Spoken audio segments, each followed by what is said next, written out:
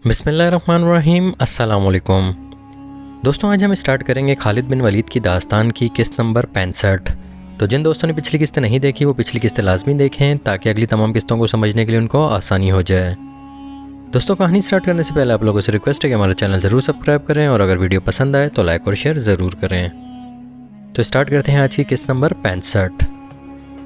खालिद रज़ी तआला अन्हु ने मदाइन के हकाम और अमरा के नाम ख़त लिखवाया। बिस्मिल्लाहिर्रहमानिर्रहीम। खालिद बिन वलीद की जानिब से फ़ारस के अमरा के नाम। तुम्हारे लिए बेहतर सूरत यही है कि इस्लाम कबूल कर लो। हम तुम्हारी सलामती और तहफ़्फ़ुज़ के ज़िम्मेदार होंगे। इस्लाम कबूल ना करो तो जज़िया अदा करो, वरना सोच लो कि तुम्हारा सामना एक ऐसी कौम से है जो मौत की इतनी हिस्सेदाई है जितने तुम शराब के हो। खालिद रज़ी तआला अन्हु ने शाह फ़ारस के नाम ख़त हीरा के रहने वाले एक आदमी के हाथ भेजा और अमरा वगैरह के नाम ख़त ले जाने वाले अंबार का रहने वाला एक आदमी था। किसी भी मौरख़ ने इन दोनों आदमियों के नाम नहीं लिखे। अंबार जिस इलाके में था वो साबात कहलाता था। साबात आजकल के ज़िलों की तरह था और अंबार इस ज़िले का सबसे बड़ा शहर था। साबात का हाकिम या अमीर शेरज़ाद था जो इस वक्त अंबार में मुकीम था। वो दानिशमंद और आलिम था। इसमें अस्करी सलाहियत ज़रा कम थी, लेकिन अंबार में फ़ौज इतनी ज़्यादा थी कि इसे अस्करी सूझबूझ की ज़रूरत ही नहीं थी। उसकी अपनी फ़ौज के अलावा इसके साथ ईसाइयों की भी बेशुमार नफरी थी। इतनी ज़्यादा फ़ौज के अलावा अंबार की शहर पनाह बड़ी मजबूत थी और दिफा का ये इंतज़ाम भी था कि शहर के इर्द गिर्द खंदक थी जिसमें पानी था। इस तरह अंबार को नाकाबिले तस्कीर शहर बना दिया गया था। खालिद रज़ी तआला अन्हु के लिए तो ये इसलिए भी नाकाबिले तस्कीर था क्योंकि इनकी फ़ौज की कुल नफरी की तादाद 9000 थी। अंबार के जासूसों ने मुसलमानों की फ़ौज को शहर की तरफ आते देखा तो इन्होंने शेरज़ाद को जा बताया। फिर सारे शहर में खबर फैल गई कि मदीना की फ़ौज आ रही है। शेरज़ाद दौड़ते हुए दीवार पर चढ़ा। इसे जासूसों ने मदीना की फ़ौज की नफरी 10,000 बताई थी। नहीं, ये धोखा है। दीवार पे खड़े शेरज़ाद ने मुसलमानों की फ़ौज को देखकर कहा, जिन्होंने हमारी इतनी ज़बरदस्त फ़ौज को यक के बाद दीगरे 4 लड़ाइयों में शिकस्त दी है वो इतने अहमक नहीं हो सकते कि इतने बड़े किले बंद शहर पर हमला करने के लिए इतनी कलील फ़ौज लाएं। ये इनकी फ़ौज का हर अव्वल होगा। अगर हर अव्वल नहीं तो इतनी ही फ़ौज पीछे आ रही होगी या किसी और सिमत से आ रही होगी। शहर के लोगों में अफरा तफरी मच गई। इन्होंने मुसलमानों के बड़े दहशतनाक किस्से सुने थे। इन्होंने अपनी शिकस्त खोरदा फ़ौज के ज़ख्मियों को और मैदान जंग से भागकर आने वालों को देखा था। इनका खौफ व हिरास भी देखा था। पसपाई में अपने आप को हक बजानिब ज़ाहिर करने के लिए इन्होंने लोगों को जंग के ऐसे वाक़यात सुनाए थे जैसे मुसलमान जिन भूत हों। अब वो मुसलमान इनके इतने बड़े शहर को मुहासरे में लेने आए थे। इन्होंने अपने जेवरात और रकमें और अपनी जवान लड़कियां छुपानी शुरू कर दीं। शहर में खौफ व हिरास और भगदड़ ज़्यादा देर ना रही क्योंकि दीवार के ऊपर से बुलंद आवाज़ें सुनाई देने लगी थीं कि मुसलमानों की तादाद इतनी थोड़ी है कि वो सारी उम्र शहर की दीवार तक नहीं पहुंच सकेंगे। फिर दीवार के ऊपर कहके बुलंद होने लगे, मुसलमानों, आतिश परस्त मुसलमानों पर आवाज़ें कस रहे थे, तुम्हें मौत यहाँ तक ले आई है। जिंदा रहना है तो मदीना को लौट जाओ। शहर पनाह पर तीर अंदाजों का हजूम खड़ा था। मुसलमानों ने शहर को मुहासरे में ले लिया था और खंदक ने इन्हें रोक लिया था। तबरी और याकूत लिखते हैं कि खंदक दीवार के इतना करीब थी कि इसके करीब आने वाले ऊपर से छोड़े हुए तीरों की जद में आ जाते थे। ऐसा ना होता तो भी खंदक को फलांगना मुमकिन ना था। ये बहुत चौड़ी थी।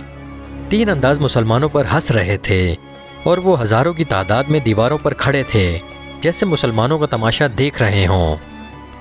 खुदा की कसम, खालिद रज़ी तआला अन्हु ने बड़ी बुलंद आवाज़ से कहा, ये लोग नहीं जानते जंग क्या है और किस तरह लड़ी जाती है। मौरख़ लिखते हैं कि अंबार हर लिहाज से नाकाबिले तस्कीर था, लेकिन खालिद रज़ी तआला अन्हु के चेहरे पर परेशानी का हल्का सा भी तासुर नहीं था। वो पुरसकून थे। रात को इन्होंने अपने खैमे में अपने सालारों को यकीन दिलाया कि फ़तह इन्हीं की होगी, लेकिन कुर्बानी बहुत देनी पड़ेगी। इन्हें सिर्फ ये बात फ़तह की उम्मीद दिला रही थी कि शहर की दीवार इतनी ऊंची नहीं थी जितनी किलों की हुआ करती है। सुबह तलू होते ही खालिद रज़ी तआला अन्हु घोड़े पर सवार हुए और शहर के इर्द गिर्द घोड़ा दौड़ाने लगे। वो दीवार और खंदक का जायज़ा ले रहे थे। इन्होंने अपने सालारों से कहा कि इन्हें 1000 ऐसे तीरंदाजों की ज़रूरत है जिन्हें अपने निशाने पर पूरा एतमाद हो اور جن کے بازوؤں میں اتنی طاقت ہو کہ کمانوں کو کھینچیں تو کمانیں دوہری ہو جائیں اور عام تیر اندازوں کی نسبت ان کے تیر بہت دور جائیں۔ جلدی، خالد رضی اللہ تعالیٰ عنہ نے کہا، بہت جلدی، ہمیں شام تک اس شہر میں داخل ہونا ہے۔ تھوڑی سی دیر میں 1000 تیر انداز آ گئے۔ یہ چنے ہوئے تھے اور سب کے سب جوان اور بڑے مضبوط جسموں والے تھے۔ تم سب خندق تک اس طرح ٹہلتے ہوئے جاؤ کہ کمانیں تمہارے ہاتھوں میں لٹک رہی ہوں، خالد رضی اللہ تعالیٰ عنہ نے کہا۔ ایسا لگے کہ تم ٹہلتے ٹہلتے خندق کے قریب چلے گئے ہو۔ جو ہی خندق کے قریب جاؤ، نہایت تیزی سے ترکشوں سے تیر نکالو، کمانوں میں ڈالو اور دیوار پر کھڑے دشمن کے تیر اندازوں کی آنکھوں کا نشانہ لے کر تیر چلاؤ، بیشتر اس کے کہ وہ جان سکے کہ یہ کیا ہو گیا ہے۔ ایک ایک اس کے بعد پھر ایک ایک تیر چلاؤ۔ مورخ طبری کے مطابق خالد رضی اللہ تعالیٰ عنہ نے حکم دیا تھا، صرف آنکھیں، صرف آنکھیں۔ 1000 تیر انداز خالد رضی اللہ تعالیٰ عنہ کے حکم کے عین مطابق آہستہ آہستہ خندق تک گئے۔ دیوار پر دشمن کے سپاہی ہنس رہے تھے اور بے پرواہی سے کھڑے تھے۔ انہیں مسلمانوں کا کوئی ارادہ نظر نہیں آ رہا تھا کہ وہ خندق کو پھلانگنے کی کوشش کریں گے۔ خندق کے قریب پہنچ کر ان 1000 تیر اندازوں نے اوپر دیکھا، ادھر ادھر دیکھا، خندق میں دیکھا اور احمقوں کی سی حرکتیں کیں۔ آتش پرستوں کے تیر اندازوں نے ان پر تیر چلانے کی ضرورت محسوس نہ کی، حالانکہ مسلمان تیر اندازن کی زد میں تھے۔ اچانک مسلمان تیر اندازوں نے ترکشوں میں سے ایک ایک تیر نکالا، پلک جھپکتے تیر کمانوں میں ڈالے، کمانے آگے رکھ کے دشمن کی آنکھوں کے نشانے لیے اور تیر چھوڑ دیے۔ 1000 تیروں میں سے بیشتر آتش پرستوں کے تیر اندازوں کی ایک ایک آنکھ میں اتر گئے۔ اس کے بعد مسلمان تیر اندازوں نے 1000 تیر چھوڑے، پھر 1000 اور۔ یہ کہتا صحیح نہیں ہو سکتا کہ مسلمانوں کو کوئی بھی تیر خطا نہیں گیا۔ تاریخوں میں لکھا ہے کہ زیادہ تر دشمن کی آنکھوں میں لگے اور شہر میں یہ خبر تیز ہوا کی طرح پھیل گئی کہ ہمارے سینکڑوں سپاہیوں کی آنکھیں ضائع ہو گئی ہیں۔ اب ان سینکڑوں سپاہیوں کو شہر پناہ سے اتارا گیا۔ شہر کے لوگوں نے ہر ایک کی ایک ایک آنکھ میں تیر اترا ہوا اور ان زخمیوں کو کربناک آہذاری کرتے دیکھا۔ ایک انگریز مبصر سر والٹر نے متعدد مورخوں کے حوالے سے لکھا ہے کہ مسلمانوں کی طرف سے 3000 تیر اتنی تیزی سے چلے کہ آتش پرست اپنے آپ کو بچا ہی نہ سکے، اور تیر جن کی آنکھوں میں نہ لگے ان کے چہروں میں اتر گئے۔ چونکہ فارس کے یہ سپاہی اور ان کی مدد کو آئے ہوئے عیسائی شہر پناہ پر گھنے ہجوم کی طرح کھڑے تھے، اس لیے کوئی تیر ضائع نہ گیا ہوگا۔ تیر نے ایک ایک آدمی کو زخمی کیا۔ طبری کی تحریر کے مطابق انبار کے محاصرے کو ذات العیون یعنی آنکھوں کی تکلیف بھی کہا جاتا رہا ہے۔ مسلمانوں کے اس وار نے شہر کے لوگوں پر ہی نہیں، فارس کی فوج پر بھی خوف طاری کر دیا۔ مسلمانوں نے تو جادو کا کرتب دکھا دیا تھا۔ صحبات کا آتش پرست حاکم شیرزاد دانش مند اور دور اندیش آدمی تھا۔ اس نے بھانپ لیا کہ اس کی فوج میں جو لڑنے کا جذبہ موجود تھا وہ کم پڑ گیا ہے۔ اسے یہ بھی احساس تھا کہ اس کی فوج پہلی شکستوں کی بھی ڈری ہوئی ہے۔ چنانچہ مزید قتل و غارت کو روکنے کے لیے اس نے خالد رضی اللہ تعالیٰ عنہ سے صلح کرنے کا فیصلہ کر لیا۔ اس نے 2 امراء کو قلعے کے باہر بھیجا۔ خندق کے قریب آ کر ان 2 امیروں نے مسلمانوں سے پوچھا، ان کا سالار اعلیٰ کہاں ہے؟ خالد رضی اللہ تعالیٰ عنہ کو اطلاع ملی تو وہ آ گئے۔ ہمارے امیر شیرزاد نے ہمیں بھیجا ہے۔ شیرزاد کے بھیجے ہوئے 2 آدمیوں میں سے ایک نے خالد رضی اللہ تعالیٰ عنہ سے کہا، ہم آپ سے صلح کرنا چاہتے ہیں، لیکن ایسی شرائط پر جو ہمارے لیے قابل قبول ہوں۔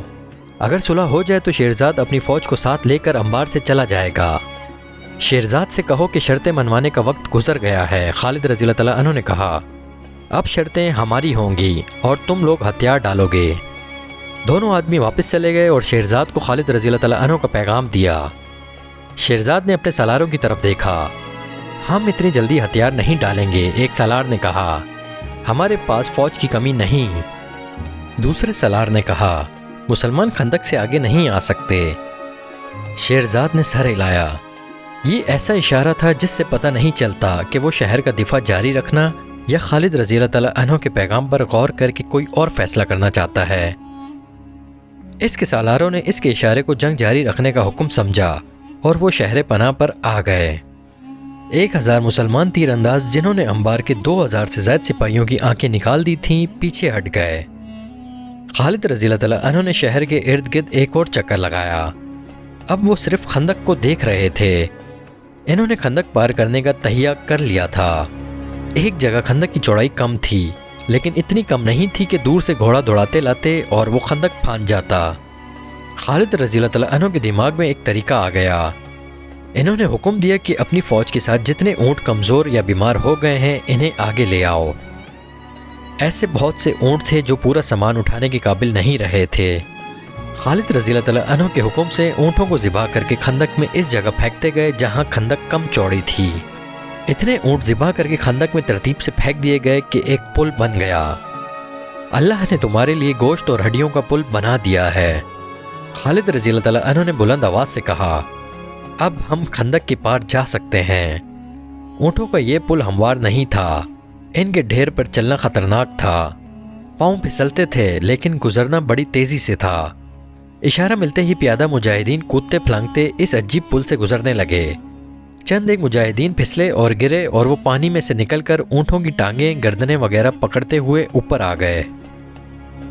شہر پناہ سے دشمن کے تیر اندازوں نے تیروں کا مینا برسا دیا۔ ادھر آنکھیں پھوڑنے والے مسلمان تیر اندازوں نے بڑی تیزی اور مہارت سے تیر اندازی جاری رکھی۔ اب ان کی تعداد 1000 نہیں خاصی زیادہ تھی۔ اونٹوں کے پل سے گزرنے والوں میں سے کئی مجاہدین تیروں سے زخمی ہو رہے تھے، لیکن وہ رکے ہوئے سیلاب کی طرح خندق سے پار جاتے اور پھیلتے رہے۔ مورخوں نے لکھا ہے کہ مسلمانوں کو یہ اقدام غیر معمولی طور پر دلیرانہ تھا۔ وہ زخمی تو ہوئے، شہید بھی ہوئے، لیکن عمار کی فوج پر اس اقدام کا جو اثر ہوا وہ اس کے سپاہیوں کے لڑنے کے جذبے کے لیے مہلک ثابت ہو رہا تھا۔ ان پر مسلمانوں کی دہشت پہلے ہی غالب تھی۔ اب انہوں نے مسلمانوں کو یہ عجیب طریقہ دیکھا کہ اپنے اونٹ ذبح کر کے پل بنا دیا اور تیروں کی بوچھاڑوں میں اس پل سے گزرنے لگے تو دیوار سے برسنے والے تیروں میں کمی آ گئی۔ دشمن کے تیر انداز زخمی ہو کر کم ہو رہے تھے اور ان میں بھگدڑ کی کیفیت بھی پیدا ہو گئی تھی۔ خندق پھلانگنے والا صرف ایک دستہ تھا۔ اس دستے کا جوش و خروش اس وجہ سے بھی زیادہ تھا کہ خود خالد رضی اللہ تعالیٰ عنہ ان کے ساتھ تھے اور سب سے پہلے مرے ہوئے اونٹوں پر سے گزرنے والے خالد رضی اللہ تعالیٰ عنہ تھے۔